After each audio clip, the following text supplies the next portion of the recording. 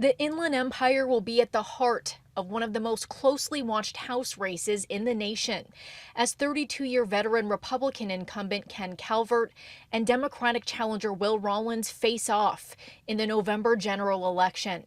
The Inland Empire is a stepchild of LA and San Francisco and San Diego.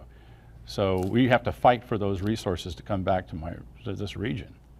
And that just doesn't happen with, a brand new face. It takes a long time to get the seniority that I have. I'm the second most senior appropriator in the United States government. He's complacent. He feels entitled to the position. He's been there since I was 8 years old. But a lot of folks are just fed up with a dude who has been in the House of Representatives and made up to $20 million by using our tax dollars to line his own pockets through earmarks. And the rest of us are just struggling to make the rent at the end of each month. The race for California's 41st congressional district seat will be a pivotal one because it could help flip the Republican majority in the House. That's because of 2021 political redistricting that changed the landscape of voters in the Inland Empire. The 41st now stretches from Corona down to Lake Elsinore and all the way to the Coachella Valley to include Palm Springs and La Quinta. It's home to a similar amount of Democrats and Republicans and about a third of independent voters. And I think most independents are going to vote, for common sense. People want common sense in government. They want things to cost less. They want things to work better. And they know inherently that more regulations and more government fiats don't necessarily help.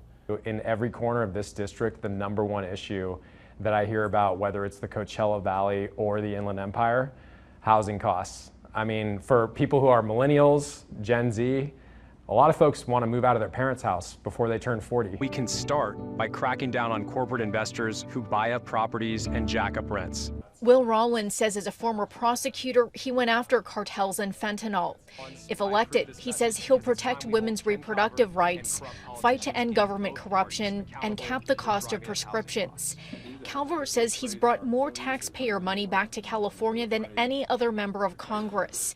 And as a former small business owner, he'll focus on cutting the cost of living, cracking down on crime, and securing the border. We need to seal that border because we have criminals. ICE came out a couple of weeks ago and said, 450,000 criminals have come into the United States, documented criminals. And not to mention the getaways that are coming into the United States, and not to mention people are on the terrorist watch list that have come into the United States. That's just nuts. Whether it's protecting our border, reducing inflation, we can trust Ken Calvert to get that done. We also have kids who were brought to the United States as toddlers by their parents. They had no control over it. We have people who've served in the U.S. military who got deported afterwards.